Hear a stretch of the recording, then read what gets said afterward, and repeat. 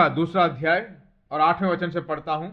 और उस देश में कितने गडरिये थे जो रात में मैदान में रहकर अपने झुंड का पहरा देते थे, और प्रभु का एक दूत उनके पास आ खड़ा हुआ और प्रभु का तेज उनके चारों ओर चमका और वे बहुत डर गए।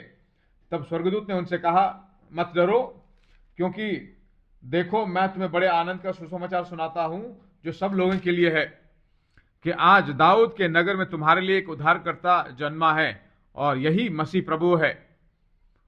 और तुम बालों को कपड़े में लिपटा हुआ और चरनी में पड़ा हुआ पाओगे, यही उसका चिन्ह है। तब एकाएक स्वर्गदूत के 7 स्वर्गदूतों का दल परमेश्वर की स्तुति करते हुए यह कहते दिखाई दिया कि आकाश में परमेश्वर की महिमा और पृथ्वी पर मनुष्यों में जिनसे वह प्रसन्न है शांति हो। 10वां वचन बताता है कि देखो मैं तुम्हें बड़े आनंद का सुसमाचार सुनाता हूं जो सभी लोगों के लिए है। इसका जन्म, यह कौन है, यह किस लिए इस भूमि में आया, इसका जन्म, इसकी मृत्यु, इसका पुनरुत्थान, यह इसका अब और इसका अनंत काल कैसा है, अगर एक व्यक्ति समझ जाए तो सचमुच उसके जिंदगी में क्रिसमस बहुत अर्थ भरा होगा। यीशु का जन्म एक छोटे से दल के लिए यीशु नहीं जन्मा, सभी लोगों को बड़े आनंद का सुसमाचार सुनाने के लिए आया। सभी लोग मतलब दुनिया में कितने सारे लोग हैं, सभी लोगों को आत्मा, प्राण, शरीर, परिवार, आर्थिक स्थिति, शरीर, सभी चीजों में छुटकारा देकर आनंद उत्पन्न करने वाला सुसमाचार। आज बहुत सारे लोग क्रिसमस नहीं मनाते हैं, बहुत सारे लोग मसीह लोगों का विरोध करते हैं, क्यों आप क्रिसमस मनाते हो, मजाक करते हैं, क्यों यीशु का जन्म को तुम मनाते हो।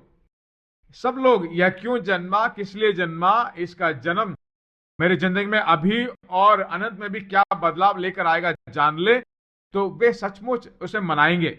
सचमुच यहां बताया गया है मसीह नामक उद्धारकर्ता जन्मा है। मसीह नामक धर्मगुरु नहीं या धर्म का कोई सरदार नहीं, मसीह नामक उद्धारकर्ता, पाप से, श्राप से, बीमारी से, हमारे सभी समस्याओं से छुड़ाकर भरपूरी में जीने लायक सहायता करने वाला एक उद्धारकर्ता जन्मा है।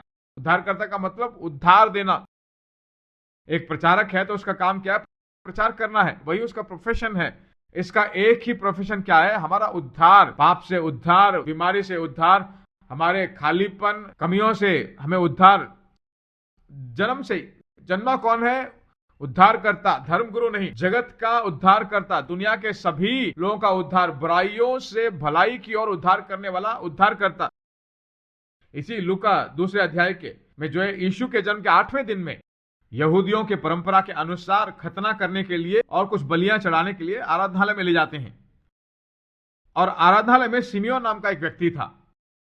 उसको देखकर प्रभु ने कहा, उस वचन को पढ़ते हैं 26वां वचन, और पवित्र आत्मा ने उसे चेतावनी हुई कि जब तक तू प्रभु के मसीह को देख न लेगा तब तक मृत्यु को न देखेगा। उसको कहा गया प्रभु या मसीह को जब तक तू देख ना ले, उद्धारकर्ता को देख ना ले, तब तक तू नहीं मरेगा। अब है यहां पर हम यीशु के आगमन से पहले तुम नहीं मरोगे ऐसा कहा जाए तो कितनी बड़ी आशीष की बात है। जब तक यीशु आएगा तब तक आप जीवित रहोगे तो कितनी बड़ी आशीष है। इसको एक आशीष दिया जाता है, तू प्रभु के मसीह को देख ना लेगा तब तक मृत्यु को ना देखेगा, ऐसा कहा गया है। यह पवित्र आत्मा से भरा हुआ उस दिन भवन में आता है, आराधनालय में आता है, वही सब काम करने वाला है। वही बच्चे को गोद में लेता है, बच्चे को गोद में लेकर वो कहता है, मेरी आंखों ने तेरे उद्धार को देख लिया है, तेरे उद्धार को, दुनिया के उद्धार को मेरी आंखों ने देख लिया है। जन्मा एक 1000 बच्चों में एक बच्चा नहीं है, मनुष्य वर्ग के लिए परमेश्वर के द्वारा निर्दय उद्धारकर्ता को कहता है कि आंखों ने देख लिया है। नीचे देखिए 32वां वचन, वह अन्य जातियों को प्रकाश देने के लिए ज्योति और तेरे निज लोग इस्राएल की महिमा हो। उसका जन्म सिर्फ यहूदियों के लिए नहीं, अन्य जातियों को प्रकाश देने की ज्योति। इन्होंने क्या सोचा, हमारे लिए छुटकारा होगा, हमारे लिए उद्धार होगा। दुनिया के लिए उद्धार नहीं है, दुनिया के लोग अंधियारे में पड़े रहेंगे, अनंत नरक में जाएंगे, अन्य जाति लोग नरक के लिए जाएंगे। यहूदियों ने ऐसा सोचा, बोलने वाला यहूदी, और यहूदियों के बीच में, यहूदियों के आराधनालय में कहता है अन्य जातियों के लिए वह ज्योति बनकर रहेगा, इस्राएली लोगों के लिए महिमा होगा, क्योंकि यहूदियों के गोत्र में है तो उनके लिए एक महिमा होगी, उनकी एक बड़ाई होगी। पर कौन जन्मा है? उद्धार, दुनिया के सभी लोगों की मांगों को पूर्ति करने वाला उद्धारकर्ता जन्मा है। और फिर हन्ना आती है, और हन्ना एक विशेष स्त्री है। उस तरह की डेडिकेटेड स्त्री दुनिया में कहीं नहीं देख पाएंगे। हन्ना दिन रात उपवास करके उपासना करती थी।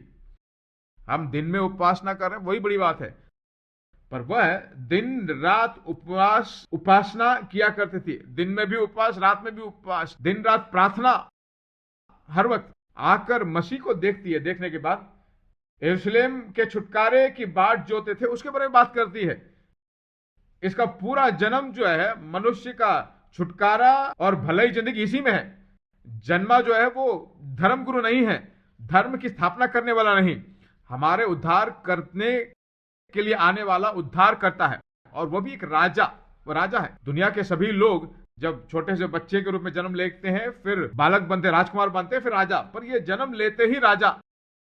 शास्त्री आते हैं, पूछते हैं यहूदियों का राजा कहां है? कौन जन्मा? राजा। तो उस देश में एक राजा था, उसको पसंद नहीं था। आपके जिंदगी को आप शासन करना चाहते हैं, मैं अपनी जिंदगी का राजा सोचते हो, तो यह राजा आपको पसंद नहीं होगा। आपको मेरी बात समझ में आ रही है? इस राजा को शासन करने का स्थान दोगे तो आप सचमुच आप स्वतंत्र राजा हो सकते हैं। दूसरी रीति से आप गुलाम हो सकते हैं, या गुलाम के रूप में एक राजा। हेरोद जो है एक गुलाम के नीचे था, हेरोद के ऊपर कैसर था। वह कोई स्वतंत्रता से कुछ नहीं कर सकता था, ऐसा राजा नहीं।